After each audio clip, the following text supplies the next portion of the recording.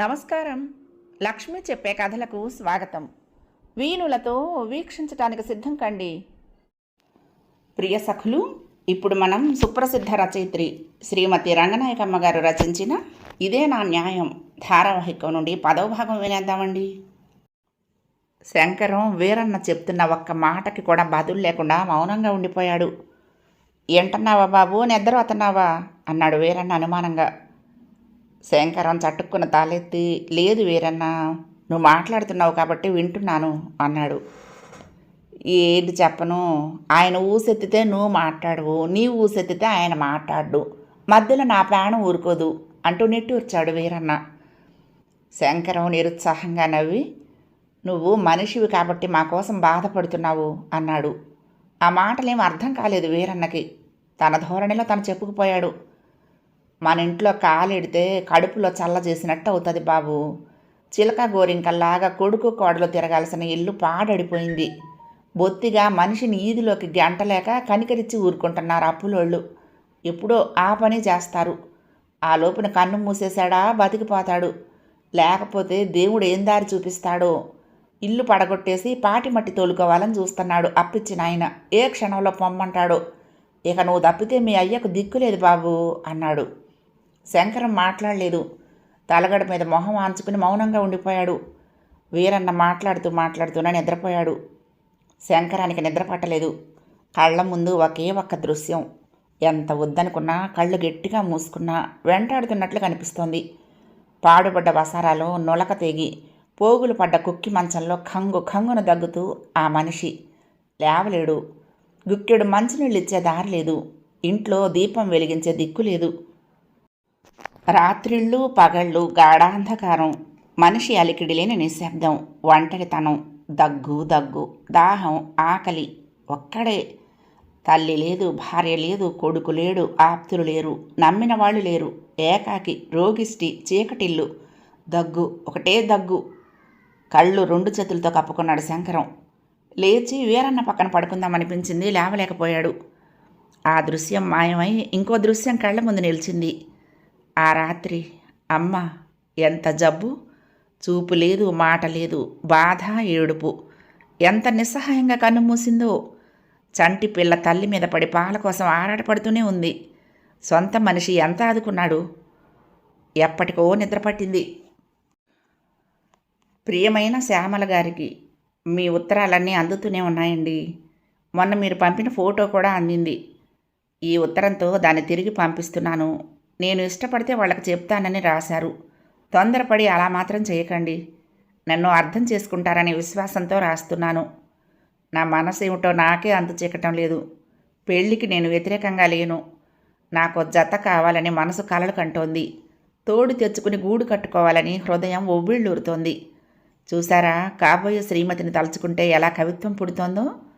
అందుకని పెళ్లి మీద, దాని విలువ మీద మీరు వేరే చెప్పనవసరం లేదు. ఏ అమ్మాయి నీకు నచ్చదా, నువ్వేమన్నా మన్మధుడివా, నలకూబరుడివా అని మీరు నిలదీసి అడుగుతారేమో. నిజం చెప్పనా, ఈ ప్రశ్నలన్నీ నేనే అడిగేస్తున్నాను. నాలో శివుడు ఏం జవాబు చెప్తున్నాడో విన్నారా?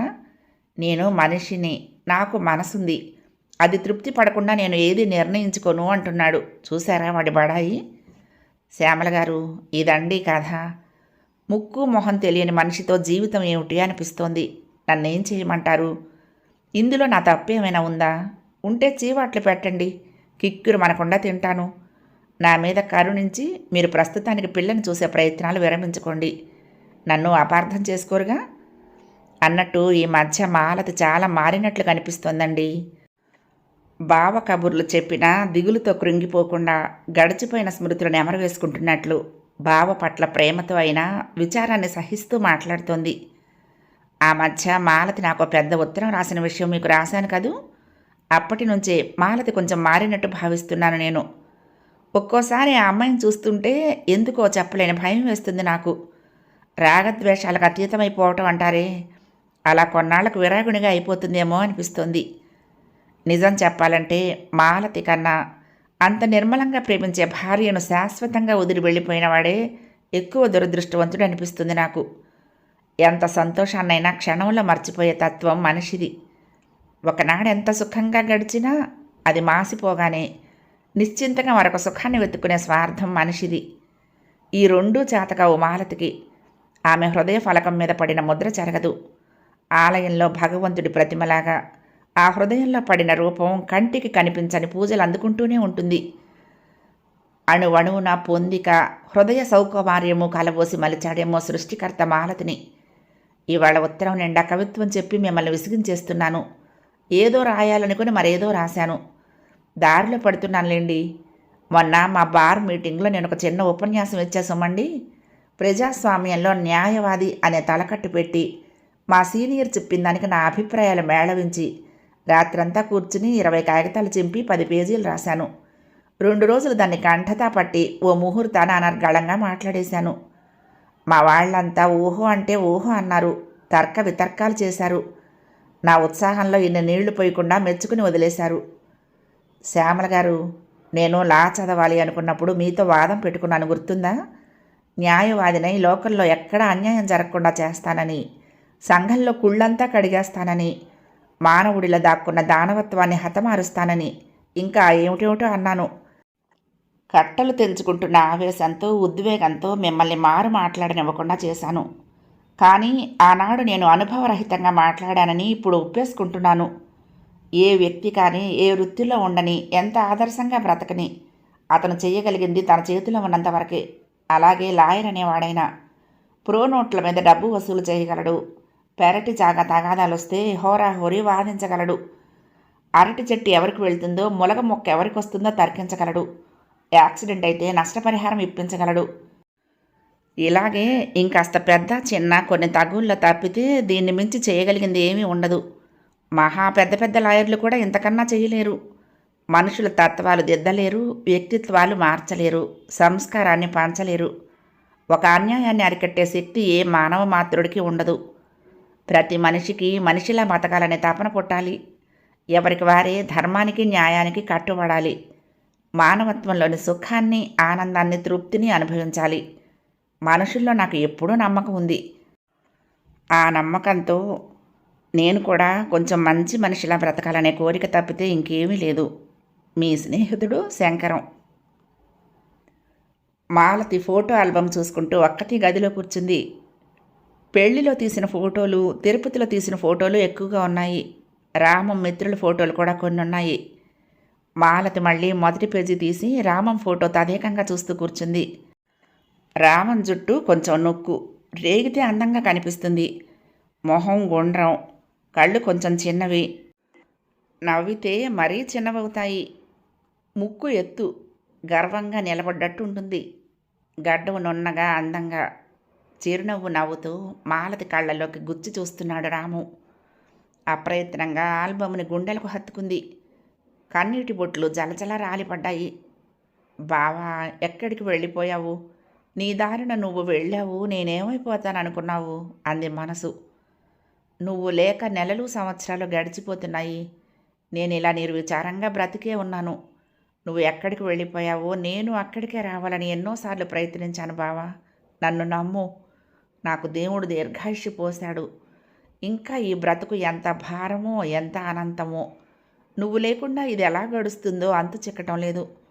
నువ్వు నా దగ్గర లేకపోయినా, అసలు ఎక్కడైనా ఏ లోకంలోనైనా ఉన్నావా? ఎక్కడా లేకుండా ఏమైపోయావు? నీ చదువు, నీ తెలివితేటలు, నీ ఆదర్శాలు, నీ ఔన్నత్యం అన్నీ ఏమైపోయాయి? నిజం చెప్పనా, నువ్వెక్కడో ఎలాగో ఉన్నావని నాకెందుకో నమ్మకంగా ఉంది.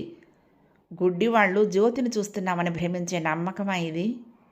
ఎవరేమనుకున్నా సరే నువ్వు ఉన్నావు. ఎక్కడో కాదు, నా మనసులోనే. నా మనసు నిండా ఉన్నావు. నా మనసులో నుంచి నిన్ను పోగొట్టుకోను. నువ్వు ఎన్ని జన్మలెత్తినా నీ మాలతిని మర్చిపోవు కదా. నేను అంతే. మాలతి కంపిస్తున్న పెదవులతో రామం ఫోటోని ముద్దు పెట్టుకుంది. అత్త అత్త, చుట్టాలొచ్చారు అరుస్తూ గాలి దుమారంలా గదిలోకి వచ్చాడు హరి. హరి వెనకాల శంకరం గుమ్మంలో నిలబడి ఉన్నాడు. మాలతి కంగారుగా ఒళ్ళో ఫోటో ఆల్బమ్ టేబుల్ మీద పెట్టి కళ్ళు తుడుచుకుంటూ లేచింది. అలా ఉన్నారేం అంటూ లోపలికి వచ్చాడు శంకరం. మాలతి మాట్లాడలేదు. హరిని దగ్గరకు తీసుకుని కాలర్ సరిగ్గా లేదని సర్దింది. గుండీలు ఓడదీసి పెట్టింది. ఆడుకుంటానత్తా అంటూ పరిగెత్తాడు హరి. ఫోటో ఆల్బంలా ఉంది, నేను చూడొచ్చా అన్నాడు శంకరం కుర్చీలో కూర్చుంటూ. చూడండి అన్నట్టు ఆల్బమ్ అందించింది మౌనంగా. ఆల్బమ్ మీద ఫోటో చూసి ఎవరు అని అడగబోయి మానేశాడు. రామం ఫోటోలు కొన్ని చూసే ఉన్నాడు. పోలికలు స్పష్టంగా తెలుస్తున్నాయి. మాలతి ఎందుకలా ఉందో అర్థమైంది. మొదటి పేజీ తిప్పాడు. పెళ్లి ఫోటో. ఇద్దరు పెళ్లిపీటల మీద ఉన్నారు. శంకరం కుతూహలంగా చూశాడు. మాలతి పెళ్లి కూతురు. బుగ్గన చుక్క, కళ్యాణం బొట్టు, పట్టు చీర, అంతా అదే రకం ముస్తాబు. మోకాలి మీదకి ముఖం ఆంచుకుని కనుకొలకల్లో నుంచి చూస్తూ మూతి బిగించి కళ్ళతో నవ్వుతూ కూర్చునుంది. మొహంలో అమాయకత్వము, చిన్నతనము కనిపిస్తున్నాయి. పెళ్ళికొడుకు రామం కళ్ళు చిన్నవైపోయేలా నవ్వుతున్నాడు. 2 చేతులతో మంగళసూత్రాలు పట్టుకున్నాడు. అదొక ఫోటో. అతను ఇప్పుడు జీవించి లేడు. చాలా జాలి కలిగింది శంకరానికి. పెళ్లి పెద్దలు, పేరంటాళ్ళు, పెళ్లి పందిరి అన్నీ ఉన్నాయి ఫోటోల్లో. పేజీ తిప్పాడు. మాలతి, రామం పూలదండలతో నుంచుని ఉన్నారు. రామం ఎడమ చేయి కనిపించకుండా మాలతి రామాన్ని అంటిపెట్టుకుని నుంచుని ఉంది. రామం చెయ్యి మాలతి జడ మీదుగా వేసి బయట వేసుకున్న భుజాన్ని పట్టుకున్నాడు. మాలతి సిగ్గుతో మొగ్గాయి ముడుచుకుని నుంచుంది. మొహాన్న గుండ్రటి బొట్టుంది. మరొక పేజీ తిప్పాడు. ఎక్కడో చెట్ల మధ్య కొండల్లో తీసినట్టుంది. చుట్టూ విశాలంగా పెద్ద పెద్ద చెట్లున్నాయి. ఆకాశం ఎంతో దగ్గరగా పెద్ద పెద్ద మబ్బులతో కనిపిస్తోంది. రామం మాలతి భుజం మీద చెయ్యి వేసి కుడి చెయ్యి చాచి చూపుడు వేలుతో ఏదో చూపిస్తున్నాడు. మాలతి చిన్న చిన్న పువ్వుల చీర కట్టుకుని ఉంది. మొహాన దోసగింజలాంటి బొట్టుంది. తల్లో పువ్వులున్నాయి. అంత ఆహ్లాదకరమైన ప్రకృతిలో పరవశిస్తున్న ఆ జంటను చాలాసేపు చూశాడు. వాళ్ళు భార్యాభర్తల్లా లేరు. 2 పక్షుల్లా ఉన్నారు. ఉన్నట్టుండి ఇదెక్కడ తీశారు అన్నాడు. మాలతి ఆల్బమ్ అందుకుని ఆ ఫోటో చూసి, తిరుపతిలో మా బావ ఫ్రెండ్ తీశాడు. అతను ఫోటో తీస్తున్నాడని మాకు తెలియదు అసలు అంది నిరుత్సాహమైన నవ్వుతో. ఆయన అలా చెయ్యెత్తి చూపిస్తున్నారేమిటి? ఏదో రంగురంగుల పక్షి చాలా అందంగా ఉందిట. మా మీద నుంచి ఎగురుతూ వెళ్ళిందిట. నేను చూడనే లేదు. అది దూరంగా చెట్టు మీద వాలిందని చూడమంటే ఆ కంగారులో చెప్పింది ఏమిటో అర్థం కాక నేను ఆకాశంలోకి చూస్తున్నాను. కాసేపటికి కనిపించింది చెట్టు మీద. శంకరం ఆ పేజీ తిప్పబోయాడు. మాలతి ఆ ఫోటో మీద చెయ్యి పెట్టి ఆపింది. ఇదే మా బావతో చివరి ఫోటో. ఈ ఫోటో తర్వాత మా బావ 10 రోజులు కూడా లేడండి. ఆ రోజే తిరుపతి నుంచి వచ్చేసాము. తర్వాత మా బావ వెళ్ళిపోయాడు. వెళ్ళాక వారం రోజులకి. శంకరం ఆల్బమ్ పేజీలు తిప్పకుండా మౌనంగా కూర్చున్నాడు. మాలతిని నెమ్మదిగా మాటల్లో పెట్టాలనిపించింది. ఇంకా కొన్ని పేజీలు తిప్పాడు. ఒకచోట మాలతి వింతగా కనపడింది. అది కలర్ ఫోటో. ప్రబంధ నాయికలా ఉంది మాలతి. కట్టు, బొట్టు, నించున్న తీరు అంతా విచిత్రంగా ఉంది. వెడల్పు జరి అంచు పట్టుచీర బెళ్ల కుచ్చిళ్లతో వెనక్కి గోచిపోసి కట్టింది. కొంత జుట్టు మెడ మీదకు దిగజారేలా పెద్ద సిగ చుట్టింది. చక్రంలా పువ్వులు అలంకరించుకుంది. చేతులు నిండా గాజులున్నాయి. చీర జెరి అంచు పాదాల మీద జీరాడుతోంది.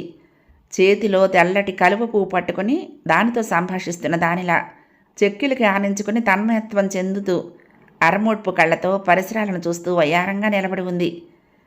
శంకరం ఆ ఫోటోని విస్మయంగా చూశాడు. ఎదురుగా దిగులుగా ఉన్న మాలతిని, ఫోటోలో జీవకళతో ఉన్న మాలతిని మార్చి మార్చి చూశాడు. ఈ ఫోటో ఏదైనా డ్రామాలో సీనా, కాలేజీ ఫంక్షన్లోనా అడిగాడు. అదేం కాదండి, ఏదో హిందీ పత్రికకి పంపించాలని మా బావ ఎంత రానన్నా వినకుండా స్టూడియోకి తీసుకువెళ్ళి మేకప్ చేయించాడు. అలా నుంచోవటం చేతకాక అరగంట సేపు కాల్చుకు తిన్నాను. మరి ఏదైనా పత్రికలో వచ్చిందా ఈ ఫోటో? ఎక్కడికో పంపానన్నాడు కానీ రాలేదు. తర్వాత తనే లేడు. శంకరం మళ్ళీ ఆ ఫోటో చూసి మాలతి మొహంలోకి చూస్తూ, ఈ ఆల్బమ్ ఎప్పుడూ చూపించలేదు అన్నాడు. ఇన్నాళ్ళు మా ఇంట్లో లేదు. ఎన్నో ఉత్తరాలు రాస్తే మొన్నే మా అత్త పంపించింది ఒక ఆయన వస్తూ ఉంటే. శంకరం మిగతా ఫోటోలు కూడా చూస్తూ కూర్చున్నాడు. మాలతి తల్లి గదిలోకి వచ్చి ఏదో వస్తువు తీసుకువెళ్ళింది. మాలతి వదిన గుమ్మంలో నిలబడి మాలతిని ఏదో అడిగి వెళ్ళింది. ఏది గమనించలేదు శంకరం. కొన్ని ఫోటోలు మళ్ళీ మళ్ళీ చూడటంలో మునిగిపోయాడు. మాలతి అంటే ఏమిటో, ఎలా ఉంటుందో అప్పుడే అర్థమైనట్లు అనిపించింది. ఎంతో సంతోషంగా ఉండే ఈ అమ్మాయి ఇంత నిర్వికారంగా, ఇంత విరాగిణిలా జీవితం అంతా గడిపేస్తుందా? మళ్ళీ ఎప్పట్లా నవ్వుతూ సింగారించుకొని కళకళలాడుతూ, ఏం అలా ఉండకూడదా? ఉండటం సాధ్యం కాదా? శంకరం వచ్చి మాలతితో ఎంతసేపు మాట్లాడుతూ కూర్చున్నా ఇంట్లో వాళ్ళు ఏమీ అనరు, అనుకోరు. పైగా మెంటల్ జబ్బు నుంచి పిల్ల తేరుకుంటుందని శంకరానికి చాలా మర్యాదలు చేస్తారు. శంకరం ఆల్బమ్ మూసి టేబుల్ మీద పెడుతూ మాలతిని చనువుగా చూశాడు. అప్పటికి ఇప్పటికీ మీకు పోలికే లేదు. ఆశ్చర్యంగా ఉంది. అప్పుడు కళ్ళల్లో ఏదో కాంతి తేడాగా ఉంది అన్నాడు. తేడా కాకపోతే ఏం కనిపిస్తుంది? జీవితమే తల్లకిందులైపోయింది కదా. అప్పుడు తను ఉన్నాడు, ఇప్పుడు లేడు. కొన్నాళ్లకు మీరు ఉండరు, నేను ఉండను. ఇప్పుడు ఉన్న వాళ్ళల్లో ఎవరూ ఉండరు. ఆ సంగతి మీకు తెలీదా? వృద్ధాప్యంలో పోవటం ఎవరికైనా జరుగుతుంది. 25 ఏళ్లకి పోతే దాన్ని కూడా అది అంతే అనుకోమంటారా? మీరు నన్ను అపార్థం చేసుకుంటున్నారు. కొందరు వృద్ధాప్యం దాకా సుఖంగా బతుకుతారు. కొందరు చిన్న వయసులోనే అనారోగ్యాల పాలపడతారు. కొందరు ప్రమాదాల పాలపడతారు. మా అమ్మ నాకెంతో చిన్నప్పుడే పోయింది. అప్పుడు మా అమ్మకి 26 ఏళ్ళని చెప్పారు. మా చెల్లెలు ఏడాది నిండకుండా పోయింది. ఆ రోజుల్లో నేను ఎప్పుడూ ఏడుస్తూ దిగులు పడుతూ ఉండేవాణ్ణి. కడుపు నిండా తిండి ఉండేది కాదు, నిద్ర ఉండేది కాదు. మా నాన్న నా వైపు అసలు చూసేవాడు కాదు. మా నాయనమ్మ కూడా వెళ్ళిపోయింది. అంత చిన్నతనంలో అంత దుఃఖంతో సంవత్సరాలకు సంవత్సరాలే గడిపాను. క్రమంగా తేరుకున్నానంటే మా అమ్మను మర్చిపోయానా? ఇప్పటికే కాదు, ఎప్పటికీ మర్చిపోను. మా చెల్లెల్ని కూడా మర్చిపోను, మా నాయనమ్మను కూడా మర్చిపోను. ఏది మర్చిపోను. కానీ ఆనాడు ఉన్నంత దుఃఖంతోనే ఉంటే ఎలా బతుకుతాను? నెమ్మదిగా సరిపెట్టుకున్నాను. మా అమ్మ నా మనసులో ఉంది కదా అనుకుంటాను ఎప్పుడు. మనకు దక్కకుండా పోయిన ఆప్తుల గురించి అలా అనుకోకపోతే బతకలేము. పోయిన వాళ్ళని పూర్తిగా మర్చిపోతే అది దుర్మార్గమే. వాళ్ళని మనసులో పెట్టుకుని మన బతుకులు మనం బతకటంలో దుర్మార్గం ఏమీ ఉండదు. మాలతి కొత్త కొత్త మాటలు చెవిన పడుతున్నట్లు ఆశ్చర్యంగా చూసింది. అందరూ ఇలాంటి మాటలు చెప్పారు. అయినా శంకరం మాటలు కొత్తగా అనిపించాయి. మాలతి కళ్ళు దించి మౌనంగా కూర్చుంది. శంకరం ఆత్మీయత ఉట్టిపడే కంఠంతో మృదువుగా అన్నాడు. కష్టాలను తలుచుకుంటూ విచారిస్తూ కూర్చోవటం వివేకం అవ్వదు. మానసిక బలంతో ఎంత క్లిష్ట పరిస్థితినైనా లొంగ తీసుకోవచ్చు. మార్పు తెచ్చుకుందామనే కోరిక మాత్రం ఉండాలి. మార్పే ఇష్టం లేకపోతే అది మూర్ఖత్వం అవుతుంది. మూర్ఖులను చూస్తే సానుభూతి కలగదు. నా కష్టం మీకు మూర్ఖత్వంగా అనిపిస్తోందా? మాలతి నిష్ఠూరంగా అంది. మీరలా అపార్థాలు చేసుకుంటే నేనేం చెప్పలేను. ఇలాంటి కష్టం మీకొక్కరికే వచ్చిందా? ప్రపంచం పుట్టినప్పటి నుంచి ఈ చావు బతుకులున్నాయి. క్రమంగా విచారాల నుంచి తేరుకున్న వాళ్ళందరూ మూర్ఖులా? జ్ఞాపకాలు, ప్రేమలు గుండెల్లో లేకుండా పోతాయా? వింటూ ఉండిపోయింది మాలతి.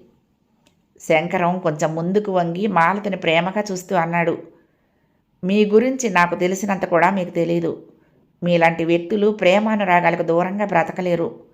వాటికి తప్పితే జీవితంలో దేనికి ప్రాధాన్యం ఇవ్వరు. అందుకే మీరంటే నాకు ఎంత ఇష్టం. జరిగిందంతా ఒక మధుర స్వప్నం అనుకోండి. దాన్ని అలాగే హృదయంలో ఉంచుకోండి. కానీ మీ ప్రేమను ప్రకటించడానికి అవతల ఒక ఆధారం ఉండాలి. మీరు మళ్ళీ పెళ్లి చేసుకోండి అన్నాడు. మాలతి ఉలిక్కి పడింది. చటుక్కున తాలెత్తింది. చాలా నిర్లక్ష్యంగా చూస్తూ ఎవరిని, మిమ్మల్నా అంది. తెల్లబోయాడు, నిర్ఘాంతపోయాడు. మాలతి తలోంచేసుకుంది. అనరాని మాట అన్నంత భీతితో ముడుచుకుపోయింది. శంకరం తేరుకుని సంభ్రమంగా మాలతిని చూశాడు. మొహం నిండా మందహాసం చిందులాడింది. లేచి నిలబడ్డాడు. మాలతికి కొంచెం దగ్గరగా వెళ్ళాడు. అనునయంగా అన్నాడు. మీ బావకు ఇచ్చినంత ఉన్నతమైన స్థానం ఎవరికి ఇవ్వగలరో వాళ్ళని చేసుకోండి. ఆ మనిషి కూడా ఇష్టపడితే. ఎంత అనాలోచితంగా అన్నాను అన్నట్టు మాలతి తల వంచి శిలాప్రతిమలా ఉండిపోయింది. మాలతి, నా మాటలు మీకేమైనా కష్టం కలిగిస్తే క్షమించండి, బాధపడకండి, వెళ్తాను అన్నాడు శంకరం. ఆమెమీ మాట్లాడలేదు. ఒక్క నిమిషం నుంచుని కదిలాడు. నిజంగానే? అబ్బా, అంత ధైర్యంగా అందా మాలతి? ఆశ్చర్యంగా అంది శ్యామల. శంకరం నవ్వుతూ చెప్పాడు. నిజంగా అంది, కానీ కోపంగా అంది. మీలాగే నేను ఆశ్చర్యపోయాను. అసలు మాలతి మనసులోకి ఆ ఊహ వచ్చినందుకే విస్తుపోయాను. శ్యామల పుట్టింటికి వచ్చినప్పుడు ఒక సాయంత్రం వేళ తోటలో చెట్టు కింద అరుగు మీద మాలతితో జరిగిన సంభాషణ అంతా చెప్పాడు శంకరం. మీ ఉత్తరాల ధోరణి చూస్తే నాకేదో అనుమానం వచ్చింది. శ్యామల శంకరం మొహంలోకి తేరిపార చూస్తూ నవ్వుతూ అంది. మీకు కూడా ఆ ఉద్దేశం ఉంది కదూ, నిజం చెప్పండి. శంకరం కొంచెం సంకోచించాడు. మీ దగ్గర దాచుకోవటానికి ఉంది. మొట్టమొదటిసారి నేను వెన్నెల్లో కూర్చుని బుల్బుల్ వాయించుకుంటూ ఉంటే అప్పుడు వచ్చింది ఆ అమ్మాయి. ఎంతో నిర్మలంగా ఉందనుకున్నాను. నాకేమీ తెలియదు కదా ఆ అమ్మాయి గురించి అప్పుడు. ఎందుకో ఆ మొదటి రోజే నాకు మంచి అభిప్రాయం కలిగింది. ఆ తర్వాత ఆమె కష్టం గురించి విన్నప్పుడు విపరీతమైన జాలి కలిగింది. నిజంగా మొదట్లో ఆ జాలితోనే అన్నిసార్లు వెళ్తూ ఉండేవాడిని వాళ్ళ ఇంటికి ఓదార్పుగా. ఇదంతా మీకు తెలుసుననుకోండి. ఆ అమ్మాయి విచారం చూస్తూ ఉంటే నా అభిమానం మరీ ఎక్కువైంది. శ్యామల గారు, నిజం చెప్పేస్తున్నాను. మాలతిని గురించి ఆలోచిస్తూ ఎన్నో రోజులు జాగారాలు చేశాను. నాకు ఇలాంటి ఉద్దేశం ఉందని ఆ అమ్మాయికి ఏమాత్రం తెలిసినా నన్ను శత్రువుని చూసినట్టు చూస్తుందని భయపడ్డాను. ఆ అమ్మాయికి వాళ్ళ బావ మీద ఎంత ఇష్టమంటే ఆ ప్రేమకు అవధులు లేవు. గత జ్ఞాపకాలను తలుచుకుంటూ మిగిలిన జీవితం అంతా నిర్వికారంగా గడపగలిగేంత శక్తి ఉంది ఆ ప్రేమకి. ఎన్నోసార్లు తర్క వితర్కాలు చేశాను. నా అభిప్రాయం అర్థం చేయాలని ప్రయత్నించాను. నా వశం కాలేదు. చివరికి మొన్న చెప్పానుగా, సంభ్రమంతో తల మునకలైపోయాను. వెంటనే మీకు ఉత్తరం రాద్దామనుకున్నాను. సరిగ్గా ఆ రోజే మీ ఉత్తరం వచ్చింది మీరు వస్తున్నట్టు. మీతో స్వయంగా మాట్లాడాలని ఉత్తరం మానేశాను. శ్యామల శ్రద్ధగా వింది శంకరం మాటలు. మిమ్మల్ని నేను శంకించడం లేదండి. కానీ ఒక్క మాట చెప్పండి. మాలతంటే మీకు ఎందుకంత ఇష్టం? అందంగా ఉంటుందనా అడిగింది. శంకరం ఎటో చూస్తూ ఆలోచించాడు.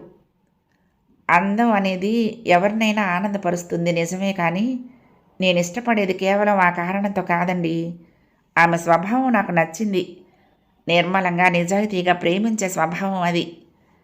అదే నాకు ఆమె అంటే గౌరవం కలిగించింది. నన్ను మీరంతా పెళ్లి చేసుకోమంటున్నారు. నాకు ఒక కుటుంబం ఏర్పరచుకోవాలని ఉంది. మా అమ్మ పోయిన తర్వాత నుంచి ఒంటరి పక్షిలాగే బతుకుతున్నాను. మా అమ్మే కావాలంటే రాదు కదా. అందుకే ఈ ఆలోచనలు. నా ఆలోచన మాలతి వైపు ఎలా తిరిగిందో నేను సరిగ్గా చెప్పలేను. ఒక స్త్రీ మనసులో అపురూపమైన స్థానం దొరకటం కన్నా మగవాడికి కావలసిందే ఉంది. ఆ స్త్రీ భార్య అయితే ఇక జీవితంలో కోరాల్సిందే ఉంది. అలాంటి ప్రేమ కోసం ఎందుకు ఆశించకూడదు? మాలతి ఈ కష్టంలో నుంచి నిజంగా తేరుకుని నన్ను ఇష్టపడితే నాకు అంత ప్రేమ దొరుకుతుంది కదా అని నా ఆశ. కానీ మళ్ళీ చాలా సందేహం. ఏమిటి? ఆతృతగా చూసింది శ్యామల. స్త్రీలైనా పురుషులైనా ఒకరిని గాఢంగా ప్రేమించిన వాళ్ళు ఏదో కారణంగా ఆ సంబంధం తెగిపోతే ఇంకో మనిషిని కూడా అంత గాఢంగానూ ప్రేమించగలరా? ఒక అమ్మాయికి పెద్దవాళ్ళు నిర్ణయించిన వ్యక్తితో సాంప్రదాయబద్ధంగా పెళ్ళైందనుకోండి. ఆ భర్త ఏ ప్రమాదం వల్లనో పోతే, ఆమెకు ఇంకొక వివాహం జరిగితే ఆమె రెండో భర్తతో సుఖంగా ఉండగలదా లేదా అనే సందేహం అక్కర్లేదు. అది వేరు. ఇంకో ఉదాహరణ చూడండి. ఇద్దరూ చాలా ఇష్టపడే పెళ్లి చేసుకున్నారనుకుందాము. కానీ కొంతకాలానికి అతను చాలా వ్యసనాలకు లోబడిపోయి ఆమెతో చాలా దుర్మార్గంగా ప్రవర్తించడం మొదలుపెట్టాడు అనుకుందాము. ఆ కారణంగా వాళ్ళు విడిపోతారు. ఆ అమ్మాయికి అతని మీద ప్రేమ అంతా పోతుంది. అప్పుడు ఇంకొక పెళ్లి చేసుకుంటే రెండో వ్యక్తితో ఆమె సఖ్యంగా ఉంటుందా లేదా అనే సందేహానికి ఆస్కారం ఉండదు. అది కూడా వేరు. కానీ మాలతి విషయం అలాంటి సందర్భాల్లోకి రాదు కదా. అతన్ని తన ప్రేమతోనే పెళ్లి చేసుకుంది. ఆ ప్రేమ ఎగిరిపోయే విధంగా అతనేమీ చెడ్డగా ప్రవర్తించలేదు. మరి అలాంటప్పుడు ఆ అమ్మాయి ఇంకొక వ్యక్తిని పెళ్లి చేసుకుంటుందా అసలు? చేసుకుంటే రెండో మనిషితో ఇష్టంగా ఉండగలుగుతుందా? అలాంటి అమ్మాయి మీద ఎంత ఇష్టం ఉన్నా ఆమెతో జీవితం ఏం సంతోషంగా ఉంటుంది? ఇలాంటి ఆలోచనలతోటే నాకు భయంగా అనిపిస్తోందండి అన్నాడు. అంతసేపు శ్యామల శంకరం మాటలు మౌనంగా వింది. అప్పుడప్పుడు ఆశ్చర్యపోతూ వింది. ఎంతో కొత్త వ్యక్తిని చూస్తున్నట్లే చూసింది శంకరాన్ని. కళ్ళు దించుకొని అరచేతిలో గీతలు పరీక్షించుకుంటూ ఉండిపోయింది.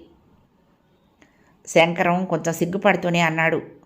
స్త్రీ హృదయపూర్వకంగా ఒక్క పురుషుణ్ణి మాత్రమే ప్రేమించగలదంటారు. నిజమేనని నేను నమ్ముతున్నాను. మరి మాలతిని చేసుకుని నేనేం సంతోషించాలి? శ్యామల మౌనం వదిలించుకుని తాలెత్తింది. మీకు నా మాటల మీద విశ్వాసం ఉందా అడిగింది. అందుకే కదా నేను ఎంతగా అడిగేది. నా అనుభవం ఏదైనా చెప్తే మీరు ఎలాంటి అభ్యంతరాలు లేకుండా మీ అభిప్రాయం మార్చుకుంటారా? శంకరం కొంచెం నవ్వాడు. మీరిలా ముందు కాళ్లకు బంధాలిస్తే ఎలా? నా అభిప్రాయాన్ని తల్లకిందులు చేయగలిగేంత బలం మీ అనుభవానికి ఉండాలంటాను. మీరు లాయర్లాగే మాట్లాడుతున్నారు. చిరునవ్వు నవ్వింది శ్యామల. ఇద్దరూ నిశ్శబ్దంగా కూర్చున్నారు కొంచెంసేపు. శ్యామల మొహంలో కళ్ళల్లో ఎన్నడూ ఎరగని చిత్రమైన భావం, సిగ్గు లాంటిది, ప్రేమ లాంటిది, ఆత్మీయత లాంటిది చూడగలిగాడు. శ్యామల గంభీరంగా అంది, ఈ రహస్యం ఈ జన్మంతా నాతోనే దాచుకుందాం అనుకున్నాను. ఎప్పుడూ ఎవ్వరికీ చెప్పకూడదనుకున్నాను. కానీ ఇది నా కోసం కాదు, మీకోసం బయట పెట్టక తప్పటం లేదు. మీ చేత ఒక మంచి పని చేయించాలంటే మీకు ఈ నిజం చెప్పేయాలి. శంకరానికి ఏమీ అర్థం కాలేదు. అయోమయంగా శ్యామల గాంభీర్యాన్ని చూస్తూ ఉండిపోయాడు. నేనేం చెప్పినా మీరు సందేహాలు లేకుండా, ఎదురు ప్రశ్నలు వేయకుండా వినండి, లేకపోతే నేను చెప్పలేనేమో అంది. ఆమెను కొత్త మనిషిని చూసినట్లు చూస్తూ, అలాగే నేను మధ్యలో అడగను, చెప్పండి అన్నాడు శంకరం. నీరెండ ఎప్పుడో పోయింది. వెన్నెల ఎప్పటినుంచో పరుచుకుంది చెట్ల మీద. శ్యామల కళ్ళు నేలకు వాల్చి చిన్న కంఠంతో చెప్పటం ప్రారంభించింది. చిన్నప్పుడు, అంటే నాకు 16 సంవత్సరాల వయసులో మా ఇంట్లో ఒక బీద విద్యార్థి ఉండేవాడు. అతన్ని నేను ఎంత ప్రేమించానో భగవంతుడొక్కడికే తెలుసు, ఇంకెవరికీ తెలీదు. అతని పేరు చెప్పడం నాకు ఇష్టం లేదు. ఏదో పేరు, పోనీ శంకరం అంటాను. త్రుళ్ళిపడ్డాడు శంకరం. శ్యామల మొహంలోకి చూడబోయి ఎంతో స్థైర్యంతో ఆ కోరిక ఆపుకున్నాడు. తలవాల్చి కూర్చున్నాడు. శ్యామల చెల్లించకుండా చెప్పింది, శంకరాన్ని నేను సోదరుడిలా ప్రేమించలేదు, స్నేహితుడిలా ప్రేమించలేదు. ఈ అబ్బాయి నన్ను పెళ్లి చేసుకుంటే ఎంత బాగుంటుంది అనే ఊహలు అల్లుకుంటూ కలలు కంటూ ప్రేమించాను. ప్రతి ఆదివారం శంకరం గేటు తీసుకుని నడిచొస్తూ ఉంటే నాకు కన్నుల పండుగలా ఉండేది. శంకరం మాట్లాడుతూ ఉంటే శంఖారావంలా వినిపించేది. శంకరం నవ్వుతూ ఉంటే నాకేదో తన్మయత్వం కలిగేది. శంకరానికి ఏదైనా సమస్య వస్తే నాకు పిచ్చెత్తిపోయినట్లు ఉండేది. శంకరం శంకరం అంటూ నా హృదయం ఎప్పుడూ తప్పించిపోయేది. ఆ పేరునే జపిస్తూ ఉండేది. శంకరం కంటి చూపు కోసం నాలో ప్రతి అణువు ఎదురుతెన్నులు చూసేది. శంకరం నిర్ఘాంతపోతూ వింటున్నాడు. అన్నదానము, వస్త్రదానము, విద్యాదానము చేసిన ఈ శ్యామల తనకు ప్రేమదానం కూడా చేసిన దేవత. బలంగా రాబోయిన నిట్టూర్పును శాంతపరిచి నిశ్శబ్దంగా ఉండిపోయాడు. నిన్ను చూస్తే నాకేదో తన్మయత్వం కలుగుతుంది శంకరం అని శంకరానికి చెప్పాలని నా మనసు ఉవ్విళ్ళూరేది. అతను ఏమంటాడో వినాలని ఆరాటపడేది. కానీ శంకరం అంటే నాకు ఉత్త ప్రేమే కాదు, అపారమైన గౌరవం కూడా. అతను ఎంతో మంచి అబ్బాయి అని నా నమ్మకం. కానీ అతని ముందు ధైర్యం చేయలేనంత పసిపిల్లనైపోయేదాన్ని. నా గురించి శంకరానికి ఏమీ చెప్పకుండా అతను నా దగ్గర ఎంతో వినయంగా మాట్లాడుతూ ఉంటే విచిత్రమైన సంతోషం కలిగేది నాకు. శంకరం పెదవుల మీద చిన్న నవ్వు నిలిచింది. ఆసక్తిగా వింటూ ఉండిపోయాడు. నాకు మా నాన్నగారు పెళ్లి సంబంధాలు చూస్తున్నారు. శంకరం నా కలల్లో రాజకుమారుడని ఆయనకేం తెలుసు? తెలిస్తే ఆయన సంతోషిస్తారనే నమ్మకం నాకు ఎంత మాత్రమూ లేదు. నాన్న, నాకే సంబంధాలు చూడొద్దు, నేను శంకరాన్నే పెళ్లి చేసుకుంటాను. ఇంకొక 4 ఏళ్ళాగి శంకరం బాగా చదువుకున్న తర్వాత మా పెళ్లి చెయ్యండి అని నాన్నగారికి చెప్పేద్దామా అనుకున్నాను 2-3 సార్లు. కానీ నా ఆవేశం నాలోనే ఆగిపోయేది. నేను ఏ విషయంలోనూ తొందరగా ఒక నిర్ణయానికి రాలేను. నాలో నేను తర్జన భర్జన పడుతూ ఉంటే నా కోరిక ఎంత హాస్యాస్పదం అయిపోతుందో బాగా అర్థమైంది. ఆ మాట నాన్నగారితో చెప్తే ఆయన ఏమంటారో తెలియదు, కానీ సాధ్యమైనంత తొందరలో శంకరాన్ని పంపించేస్తారనిపించేది. చాలా భయం వేసేది. నాకు తెలియకుండా శంకరంతో తప్పకుండా చెప్తారు ఆయన, చూడు శంకరం, ఈ గది ఎవరికో ఇవ్వాల్సి వచ్చింది, నువ్వెక్కడైనా బస చూసుకుంటే బాగుంటుంది. నీ తిండికి వాటికి కావలసిన డబ్బంతా ప్రతి నెలా పంపిస్తూ ఉంటానులే, అన్నీ ఆ బసలోనే చూసుకో అని చెప్పేసి శంకరాన్ని పంపించేస్తారేమోనని భయపడేదాన్ని. డబ్బు ఇస్తానన్నా ఎంతకాలం ఇస్తారు? కొన్నాళ్లకు మానేస్తారేమో, పట్టించుకోరేమో. శంకరాన్ని పంపించేశాక నాకేం చెప్తారు? శంకరమే వెళ్ళిపోతానన్నాడు, ఎవరో స్నేహితులతో ఉంటానన్నాడు, అతను బయటికి వెళ్ళినా డబ్బు పంపిస్తూ ఉంటానులేమ్మా అని నాతో చెప్తారేమో. అదంతా నిజం కాదని నాకు తెలిసినా అప్పుడు నేనేం చేయగలను? శంకరం దగ్గరికి వెళ్ళిపోగలనా? అమ్మో, అదంతా జరిగే పనేనా? అసలు శంకరం చదువుకు అంత ఆటంకం వస్తే అతను ఎంత దిగులు పడతాడో కదా. మళ్ళీ ఏ బట్టల కొట్టులోనో పనికి చేరతాడేమో, అతని భవిష్యత్ అంతా పాడైపోతుంది కదా. అలా ఎన్ని భయాలతోనో ఆలోచించేదాన్ని. శంకరం బయటికి వెళ్ళిపోతే అతనికి కొంచెం డబ్బు పంపిస్తున్నా అది సరిపోతుందా? ఇల్లు, తిండి, బట్టలు, చదువు ఎన్ని కావాలి? ఇక్కడ అన్నీ సుఖంగా జరుగుతున్నాయి. ఇక్కడ దిగులు లేకుండా ఉంటున్నాడు. నాన్నగారు అలా చెప్పేస్తే ఏమైపోతాడు శంకరం? మళ్ళీ ఊరి మీద చందాలు పోగు చేసుకుంటాడా? వారాలు అడుక్కుంటాడా? చదివే ధ్యేయంగా నిశ్చింతగా రోజులు గడిపేస్తున్నాడే. కల్పవృక్షం లాంటి ఆశ్రయం దొరికిందని మురిసిపోతున్నాడే. అలాంటి శంకరాన్ని, నాన్నగారిని నిర్మలంగా నమ్ముకున్న శంకరాన్ని నేను నవ్వుల పాలు చెయ్యనా? ఆశ్రయం పోగొట్టి దిక్కులేని పక్షిని చెయ్యనా?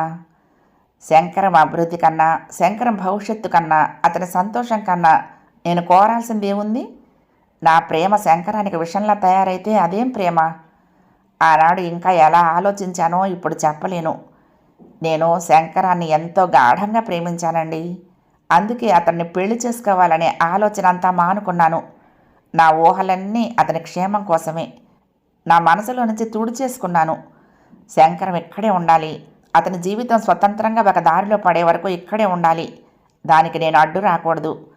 నా నడత మీద నాన్నగారికి ఏమాత్రం అనుమానం వచ్చినా అతనికి హాని జరుగుతుంది అని ఆలోచించుకుని నేను శంకరంతో ఎక్కువ చనువుగా మాట్లాడటం కూడా తగ్గించేశాను. అతని మీద నుంచి నా మనసును మళ్లించుకోవటానికే విశ్వ ప్రయత్నాలు చేశాను. అతని క్షేమం ఒక్కటే నా మనసులో పెట్టుకున్నాను. నా ప్రేమకు అలాగే అర్థం చెప్పుకున్నాను. అదే లక్ష్యం అనుకున్నాను. శంకరం చప్పున నేల మీద వాలి శ్యామల కాళ్లకు నమస్కరించాలనిపించింది, కానీ కదలలేకపోయాడు. నిశ్చేష్టుడైపోయినట్టు తల వంచి ఉండిపోయాడు. 10వ భాగం సమాప్తం. ప్రియ సఖులు, ఈ కథ మీకు నచ్చితే తప్పకుండా లైక్ చేయండి, షేర్ చేయండి, కామెంట్ చేయండి, సబ్స్క్రైబ్ చేసుకుని నన్ను ఎంకరేజ్ చేయండి. ఉంటానండి. ప్రేమతో లక్ష్మి, కృష్ణాతీరం దుర్గమ్మ సన్నిధానం. నమస్తే.